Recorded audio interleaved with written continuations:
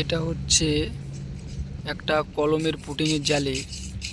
এটা হচ্ছে 6টা কলম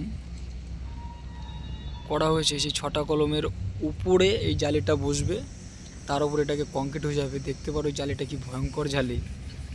এটা নিচে সব 40 আর 36 এর রড দিয়ে করা হয়েছে। উপরে দেখো 3 মিটারের চেয়ার খাটানো হয়েছে। চেয়ার খাটিয়ে তার উপরে 16 ওই ভার্টিক্যাল খাড়া করে আর বাইন্ডার খাড়া করা হচ্ছে।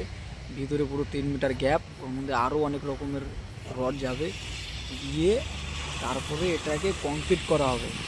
আর এটা করা হচ্ছে মালদ্বীপে যে ব্রিজ করা হচ্ছে এক দ্বীপকে আর এক দ্বীপের সাথে কানেক্ট করার জন্য।